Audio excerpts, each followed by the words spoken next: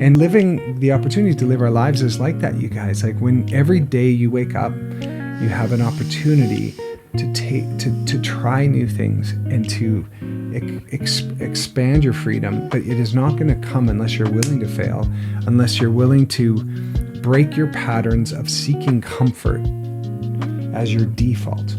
Your default gets to be, okay, let me try something here that's gonna have me live like I'm actually alive. And it's really time to wake up and to live this life rather than watch other people live it and wake up someday at the end of your life and look back. Amen to that. Watch other people live it. And yes!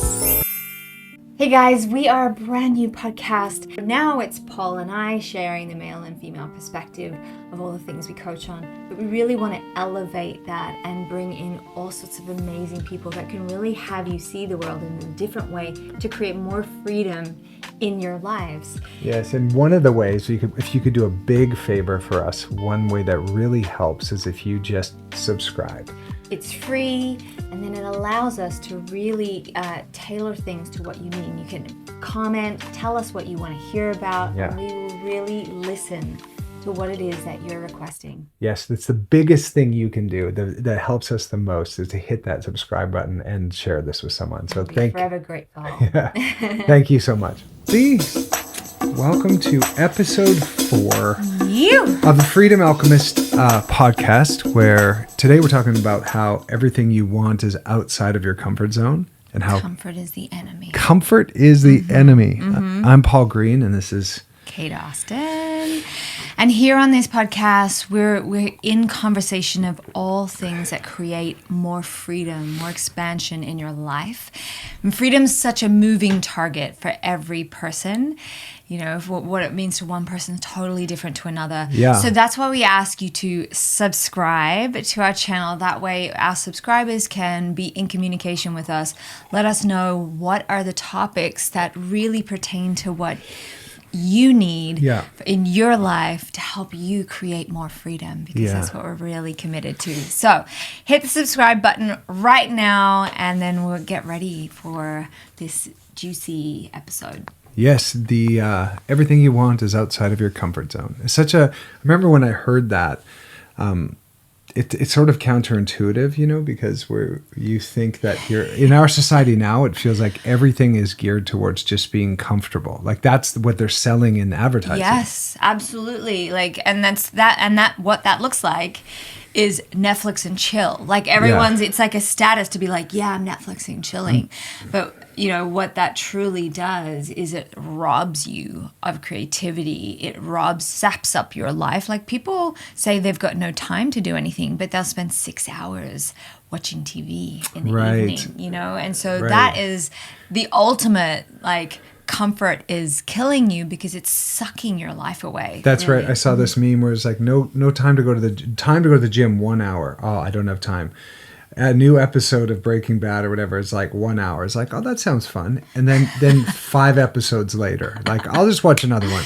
So it is definitely, our society is not geared for us to move outside of our comfort zone. It's like, it's desirable always to have us with advertising, with pharmaceutical drugs, with food. It's just comfort. And even in relationships, like the reason our relationship works and one of the turning points is you decided to do what was uncomfortable. You decided to do the opposite of what you've always done in relationships. You played a game. You're like, all right, when this happens, I'm just going to do the opposite of what I'm feeling. And I was willing to lose. I think that's the main thing. You have to play the game. You have to get uncomfortable, and you have to be willing to lose.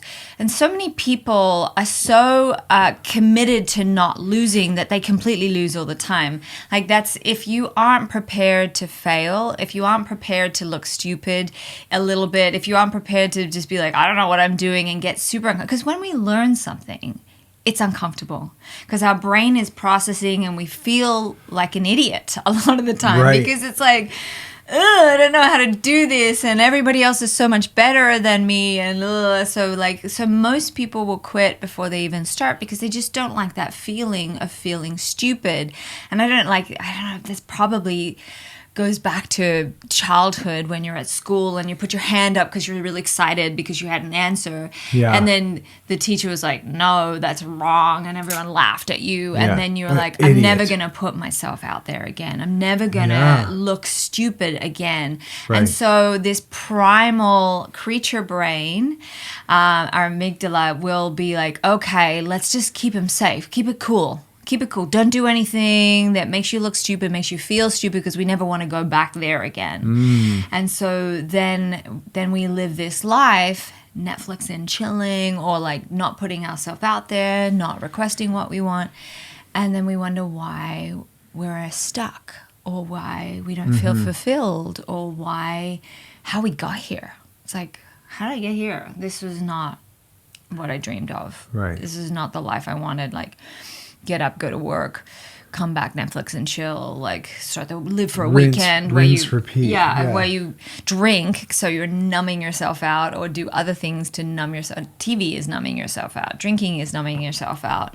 Drugs is numbing yourself out. Social media, all of it. Prescription drugs to get you to sleep is numbing yourself out. All of these things is like, let's numb ourselves out so we feel comfortable. Right. But then we wonder where our life went. Yeah.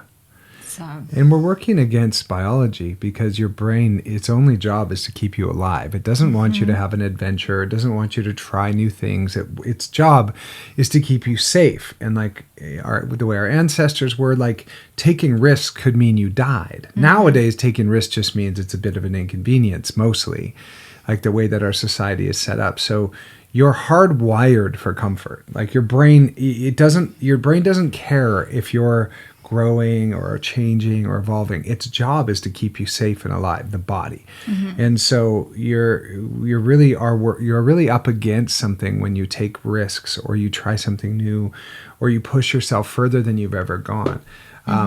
And so that's why the default mode of just like, oh, I'm safe here, I'm comfortable here, why it's in some cases, sometimes with coaches or without a community that's pulling you forward, it's so hard to change and so easy to stay the same. And why often people default back to where they were, because that's what they know, and that's comfortable, and that's safe, and the brain's like, yeah, I know this. I know this. We are good. We're going to live another day. Yeah, that's all it cares about, is keeping the thing that's carrying it around alive. And what it doesn't realize for nearly everyone is what it's doing is killing you. Like if you need comfort in ice cream on the sofa while you're watching Netflix, or you need to grab a bag of chips because you're feeling stressed, or all of these things that give you a temporary sense of comfort, is killing you slowly, And so, but the brain doesn't know that. The creature brain, the amygdala, doesn't know that. Its one job is like, let's like keep everything cool and calm and comfortable. And so there are, the other parts of your brain need to come online. And if you see an extreme version of that, think about people that really push the limits of what even their physical. Let's look at like base jumpers and extreme adventure sports.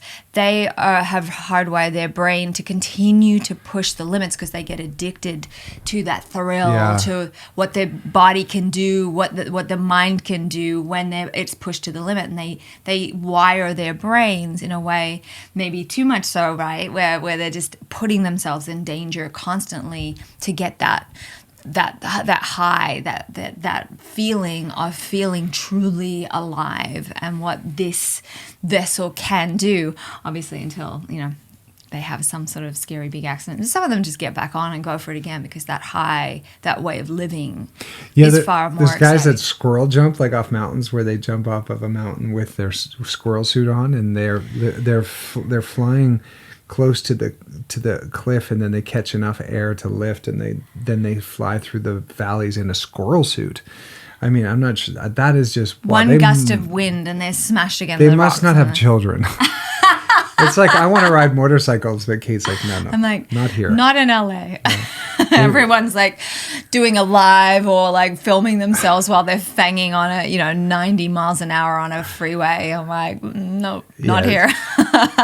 But under the umbrella of freedom, like choosing something that challenges your soul, and that allows you to move outside of what you're familiar and into this land of adventure, will give you, it might feel like it's taking away freedom, but it gives you so much more freedom on the other side of taking that big leap out of what you know. And you're here in this area. Some of you have been experienced life showing up the exact same way for a very long time. And you go to work in your little box car and you sit in front of a box thing like your computer, and you're on your box phone, and you get in your box car and you watch a box TV in your box house, separate from other people, really, like and me. separate from nature, and separate from how we're designed to function at our highest.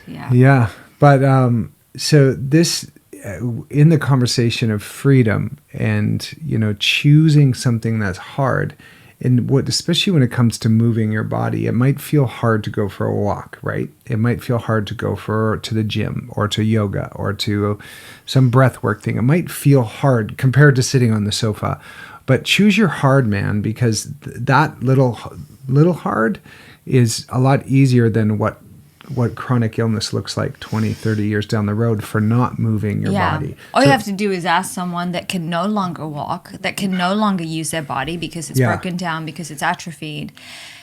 And that hard is so much worse than the heart of like, oh, I'm just going to get up and walk. I'm going to get up and go to the gym. I'm going to get up and do these things. So it's truly the easiest thing to do is usually like the thing that will become the hardest in the past. Like with children, right? We have a 3-year-old, and we have kept him away from sugar. And everyone's like, how have you managed that? And it's like, it's not hard for us because we don't have sugar in the house. We don't bring treats. We don't have processed sugar. We just don't.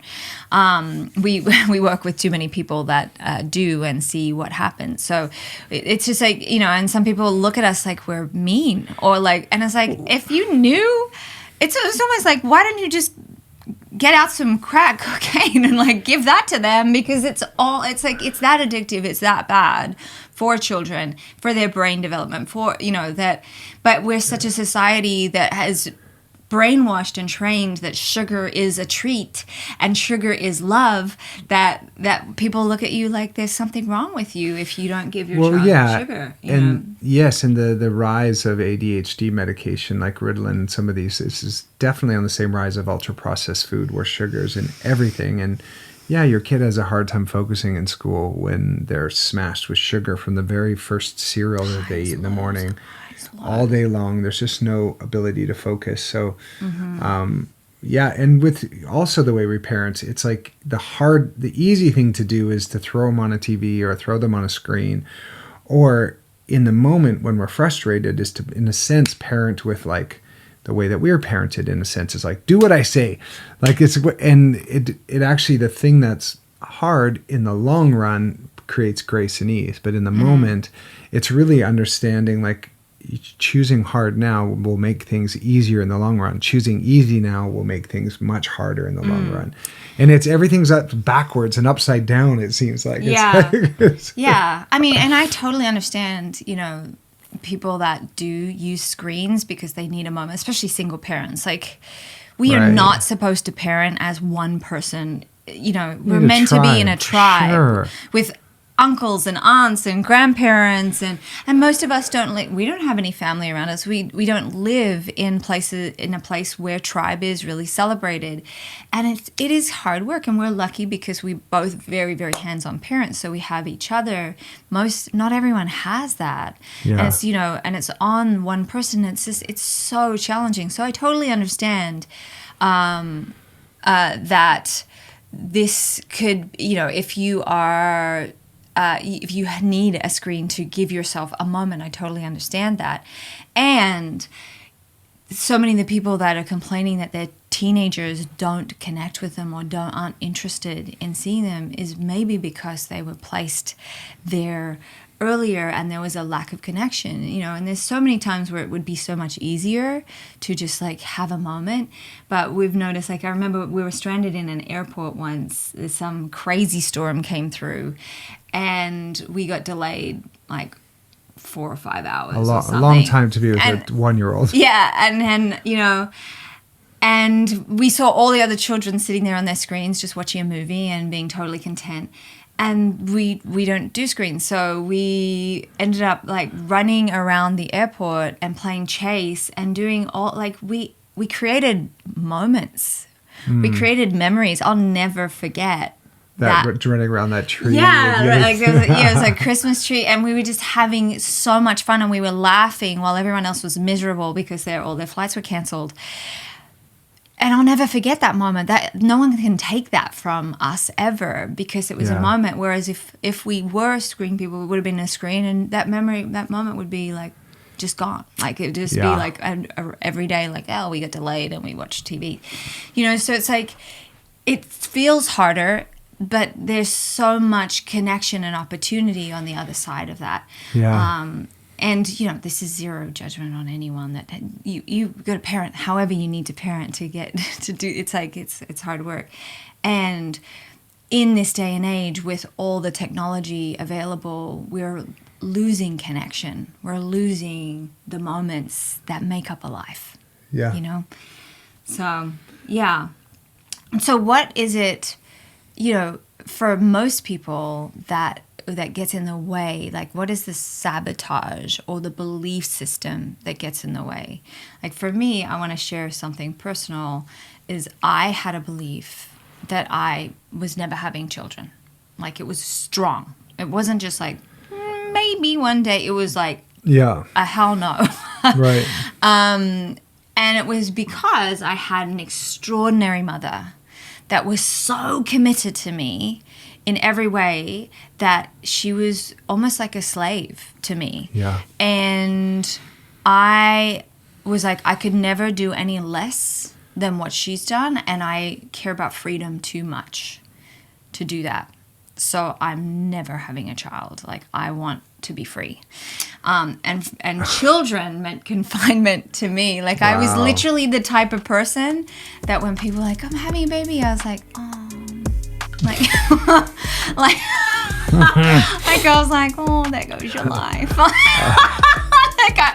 I can say this now because I have a child, but I was that person. Like, I was that person. Yeah. I was so like, there was nothing in me that was like gooey or like really maternal, maternal in any way, which is so funny because having a child has been the most natural, easy thing. And I think it's because I didn't have all these beliefs around who I was going to be as a mother. And I think that so many mothers have these images from such a young age of how they're going to be as a mother and what it's going to be like. And they build up this fairy tale image of it all. So when the reality comes in, it's a lot harder. Yeah. And so they're like, oh, it's the hardest thing you've ever done. You hear that all the time. It's the most beautiful and the hardest thing you've ever done.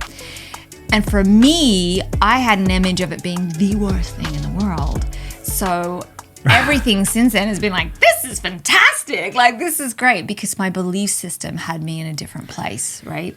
And so our beliefs can create prisons or it can set us free. And so it's really, I also have a belief, my whole family has a belief that we're miraculously healthy at all times and we heal really quickly. That has served us very well our whole lives. My mother's 84, doesn't take any medications, is like super active, is just a healthy human being. Yeah.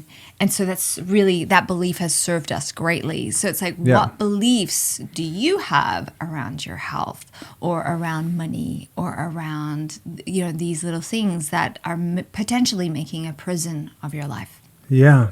And like, where can you make a choice to choose something that's outside of your comfort zone? Because like I said at the beginning, everything you want is outside of your comfort zone. So if you want to experience anything different than what you're experiencing right now, it actually requires a bit of pain, a different action, and a different set of steps. And it will be uncomfortable. It will be confronting. You will feel like quitting. But like I've been on 700 auditions or whatever or more as an actor, and I've had 650 times someone tell me, no, like, you're not it. And so there's a sense like, I know this deep down, all I have to do is not quit.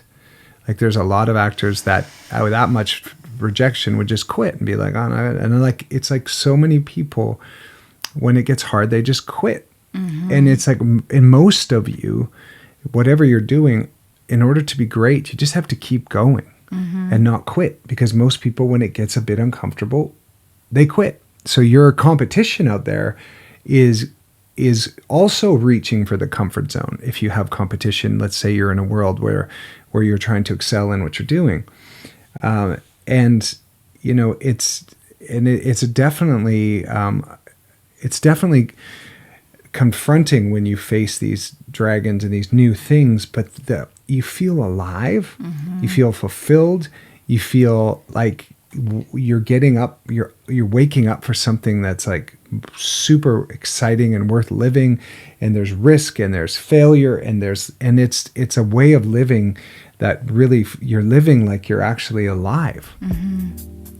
So if you're in a place where you feel you've maxed out everything that you know how to do and you're still in a bit of a Groundhog's Day, you are a prime person for really stepping into what it is to have a coach. Someone that can show you a fresh perspective and show you who you are as your greatest self without all the stuff and the sabotages that get in the way of how you think of yourself. That's right, because a lot of folks have blind spots. It's hard to sometimes see the areas that you don't know. And Kate and I have many different coaches and people that we look to help us see the areas that we can't necessarily see. So you might be in a place in your life where you're like, okay, I've tried this on my own, and now I need some support. And Kate and I have a really great system of engaging and helping support you and connecting you to a life that you truly want and love. And we truly believe everyone can heal as long as they're in the right environment to do so. That's right. And not just heal, like really elevate to the person you've always known you could be, you should be, but haven't quite got there. Then talk to us, reach out and we can see if we're a great fit to work together. Great. So back to the podcast. At the very end, in the description, you'll see a place where you can connect with us. All right. And it's such a difference for a lot of folks are on sleepwalking through life on autopilot, programmed by the news and by their televisions and their programs that they watch. And their friends and their community. We're being programmed by everything in our environment. Yes. That's why they say choose your friends, for top 5 friends. But yeah. Yeah. And so if you're looking for freedom in your life, and our podcasts and our conversations that we are excited to bring to you guys. This is episode 4. This is the time when most podcasts quit. By the way, to be in the top 5% of podcasts, you just got to make it past episode 4. Past episode 3. So we've made it. Wait, woohoo! Of this podcast together. So where are you in your life looking for freedom and growth and expansion? You have to want that more than you want the comfort of Netflix and chill. And it just takes baby steps. It takes actually some of you going out for a walk and going, oh, it's cold out here. And it's warm inside. I just want to get inside where it's warm. But as you're out there, every step, you're literally reprogramming yourself to choose things that are a little bit harder. And you'll get a life of a quality and of a tone that you enjoy, rather than this flat thing where you're on autopilot and stimulated by advertising and the fears of news, and you're not really living. In the movie The Matrix, you're just plugged into something. And when you unplug and you are in the real world, it's it's uncomfortable and it's scary and there's things to confront, and it's actually what's being alive. And I really address this whole failure thing. I don't know when failure became so bad. And I know some failures can really take people out. If it's a big financial failure and it's flattens someone, that can really impact life in a very profound way, or, health failures. So big failures can really, really impact you. And anyone that has done anything truly extraordinary in this world, and as maybe a name that we all know, they went through hundreds, thousands of failures. And Thomas Edison, perfect example. There's, what is it, 1,000 attempts, 900 and something attempts until he got the light bulb. How many people would have given up at 200, 5, 20? How many people would have, this doesn't work, right? It's how much can you stay with something?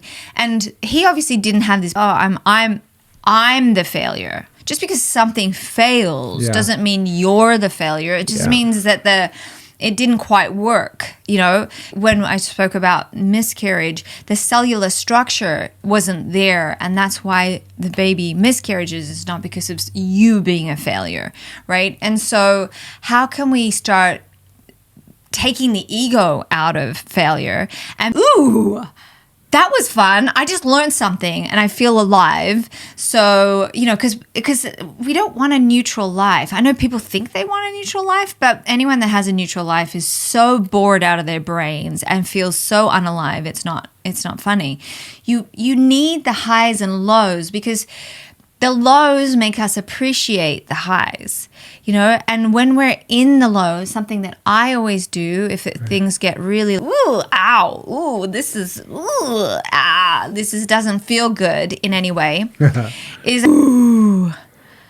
whatever comes after this is going to be great. And it's a disruptor to really have your reticular activated system, your brain, start to seek out what amazing thing is going to come from this failure, from this low, from what's going on, especially because, they have if things happen in threes, is a belief that when we bring, when there's boom, boom, boom, and all of these things happen, and I have a theory actually about these things happening in threes, especially death. Seems death of people that are close to you. So many of my clients, myself, people that I've experienced, it seems to happen that 1, 2, 3 people in a row that deeply matter to you, it seems to happen that way. And I wonder if it's kind of by design in a way, so that you can process and deal with it, because you're never given more than you can deal with. I truly believe that. And it's a way of upgrading your system and upgrading your beliefs and upgrading who you are and how you deal with things. And you can either be swallowed or you can rise from it. But if we had someone pass that really matters to us and we just got through that grieving process, and then another person, and then it's done by design, that it happens all at once. So you have to bundle that grief and process it. You can't run away from it. You have to process it and deal with it in whichever way you know how, whatever tools you have, so that you can learn the lessons and rise from it and deal with it in that moment. I do believe there's something about that. So how can we shift this conversation where failure or these big things that happen at once become the very thing that we rise from, the very thing that creates who we are, that gives us our substance to step into the person we were designed to be, the person God created us to be. And that's what failure is. If you're not failing, you're not living, you're not trying anything new, you're just stuck in comfort. Yeah. And so what if failure was exciting? What if we could shift it to, that sucked. I sucked at that. And it was just something that I did. It was a part of me that tried something and it didn't work. So now I know to try something else, rather than allowing our entire ecosystem to crash and burn us, that we are the problem, that the fundamental flaw is us. Any of the big, if you think of Steve Jobs, or you think of all of these, Elon Musk, whatever you think of him, he continues to try things. He has failed at many things, but because he's willing to continue to fail, there's these wild successes that come from that, Yeah. So, yeah. And failing will be happening outside of your comfort zone.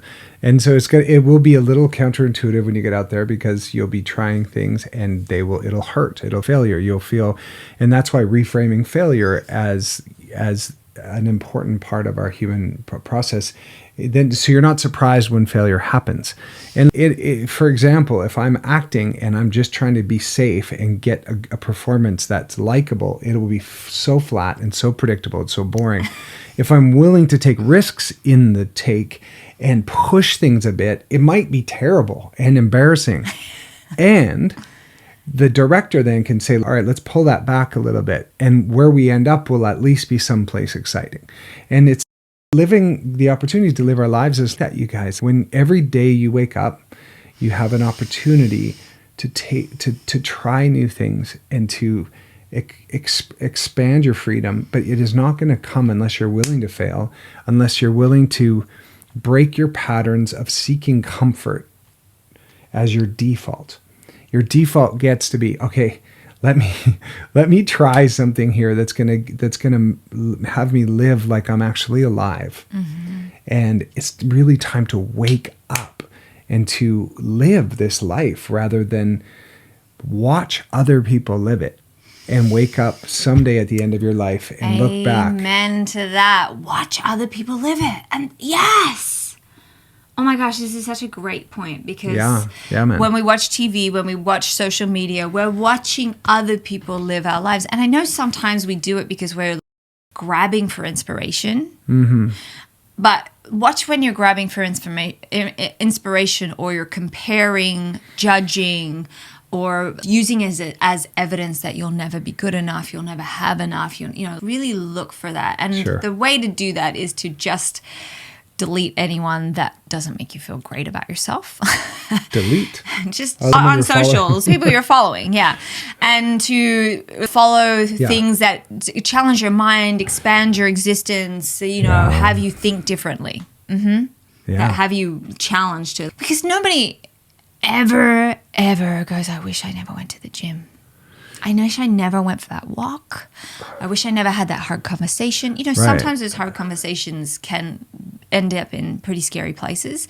But then there's more knowledge. There's more, there's a better understanding of where the other person is, even if it didn't go well. Mm-hmm. So it's, really choose your hard. Yeah. And when you think about your children, if you were to step back, that's one, if you're watching your child, you want what's best for them, right? Let's say you could control what happens to your children's life, which is just a joke. But would you want them to fail and grow and try new things and completely know what the bottom feels so that they can learn on their own? Or would you want them just to have this perfect life where nothing ever happens to them?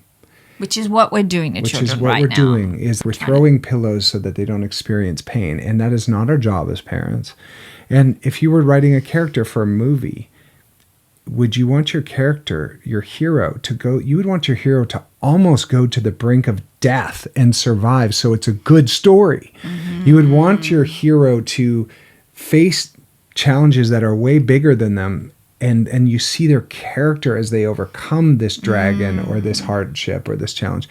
And we are the actor and the hero of our own movie. And sometimes it's if you're in this moment and you face something really hard, what would the hero of my movie do here? And you get to change the expectations of, I want everything in life to be easy and go well and smooth, and God is blessing me because money's flowing and I'm healthy and da-da-da-da-da.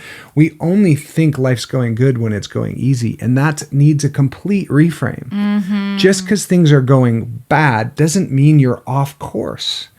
It literally means that God's giving you the gift of patience, and you'll have to wait for it, the gift of perseverance, and you're going to get knocked to the ground. You gift of skills so that you can continue to grow and expand. Yeah, you don't just get skills or character or patience or love or self-control or discipline without having to overcome these major dragons that will give you those things. It's not just, here you go. Mm-hmm. It's life completely coming after you. And so we need to reframe what is hard. When it's hard, this is just what hard feels. Mm-hmm. Instead of going, oh no, it's hard, I got to run back to where it's not hard. And here's the kicker. When you stay in comfort, life will throw something hard at you to deal with that's probably not of your choosing. So you can choose to sort of expand and grow into things that are hard. Or if you stay sedentary, then life will throw you a health issue. Or if you eat the food, life will throw you a health issue. I mean, I had a different example of bubble wrapping your children, right? I had growing up, all extremes of friends, and I had a big group of friends that their parents gave them everything. They had lots of money and all the things, right? And so many of those kids going through their early 20s then had to turn to drugs because they needed to create a friction of some sort because they had no adversity to overcome. Yes. Everything was just on a silver platter, and so therefore they created adversity. So if we don't have adversity to overcome, we will create it, or it will be created for us in a way that we don't want. That really isn't great. And so truly, you creating some adversity for yourself in a way of growing your mind, learning something new. Piano is a perfect example. I always wanted to learn piano, but I had a belief that it takes about 6 years to be really good at it. Now, had I done it when I wanted to do it when I was 18 years old, I'd be brilliant right now, right? Yeah. But at 18, I was, it's too long. I don't want to do that. I don't want to commit to that. And so, everything that we want, that we feel is too long to become good at. I love those people that are in their 60s or 70s and they go back to university to get a law degree. I love that. Those people live a long time and they get the respect of young kids and peers because it's so much harder to train your brain to be a lawyer and to sit at the bar when you're in your 70s. But those people are continuously growing the gray matter of their brain. They're expanding themselves. I'm not out. I'm playing all the way to the day of my death. I'm going for it. We follow so many people that in their 50s or 60s decided to transform their life and went from being 70s, frumpy and aging and pain and all these sorts of things to then turn it around to being ripped and fit. And they look like now 50-year-olds when they're in their 80s. This aging, you say this beautiful thing about aging is that it's the only thing that we expect to get worse. So and then let's wrap up with that. Yeah. As we get older, it's the only thing that we get practiced at, and we expect it to get worse. And everyone's, it's just old age, and no. Yeah, and as we work out, we do expect to get stronger. If you play guitar, you expect to get better at it. If you work on your marriage, you expect the marriage to get better. But if you work on aging, no, that's just a toilet. That's just a dumpster fire. And what you expect or what your vision is, that's exactly what you're going to create. Mm-hmm. So the vision of how you age really has to be something of power and something that you are expecting to get better at aging rather than worse and worse and worse and worse. That's actually a conversation for a whole other podcast. Love it. But I want to wrap this up. We're definitely at time. I really want to make sure you're left with this, no matter how you're feeling. Some of you might be feeling stuck in a Groundhog Day and just looping the same thing. Just interrupt your pattern and do something that is outside of what you would normally do. Maybe call that person that you've been afraid to call. Go for a run, go for a walk, go to the gym, join a bowling club. Just do something that breaks that groundhog loop of you having the same thing showing up for yourself, and allow yourself to think a little different, experience something different, and truly live your life. Mm-hmm. And a fast, easy way to do that is turn off the TV, have a month off TV, and see what you can do in that spare time. Get rid of all the people that don't make you feel good and follow a bunch of people that empower you. Do that creative thing.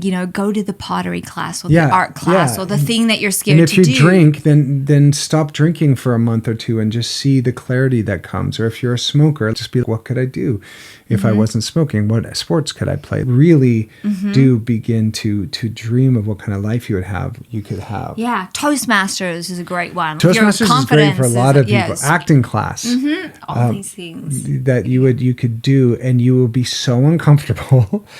and you will live like you're alive. You will feel alive, and you'll be embarrassed and you'll fail, and you will also be unrecognizable to yourself, and you can show up for others because you're not just stuck in this confirmation bias of your phone algorithm that's telling you the way that life is from your narrow perspective. And we get trapped there. So time to wake up and live, man. And there's a radiance and a glow that comes from people that are putting themselves out there and experiencing something different. Yes. So that is the way forth. It's not some facial cream. It's not some magic pill. It's learning what your purpose is and stepping into it and failing and celebrating the failure because it's, woohoo, I learned something. Let's keep going. The brain's expanding. Reframe failure as a great thing and as a good signpost that you're living. Yeah. Well, Jigs. So we're going to wrap that up. Our future conversations are all around freedom and alchemizing your situation into freedom and power and self-expression. Something of greater value to you, to step into your greatest self. Yes. And one of the tools of alchemy is doing things that are hard. Choosing something hard is a great way to trigger the alchemy response. It isn't going to happen by hoping for it or, yay, let's hope for the best or pray for it. Maybe it'll happen. No, you have to take action and then you'll experience some change. But so please, if you're watching this or listening to this on Apple or Spotify, please subscribe and share and leave a little review on Apple iTunes for us. That would be great. And if you're watching this on YouTube later, you could subscribe there too and share and leave a comment and let us know an area around freedom that you would like us to crack into and bring one of the tools that Kate and I have a program that we share that we take people through an incredible journey, and we introduce and share these strategies and these conversations and these tools that really help them live a life by design and a life that they love. And a life that makes them feel alive. Yes. And so if you're stuck and you're looking for coaches, that's what Kate and I do. There will be a link below in the description of the podcast, as well as the YouTube and Facebook here, that you can just click and it'll take you to our page, and you can look at our programs and see which one you're a fit for. And then if you're a fit for our advanced program, we get on a 15-minute call, and just kind of see where you're at. Right? Yep. Right. Okay. So thanks for tuning in, and we'll catch you next week on the Freedom Alchemist Podcast. See you later. Have an amazing week. I thank you guys for tuning in. Bye.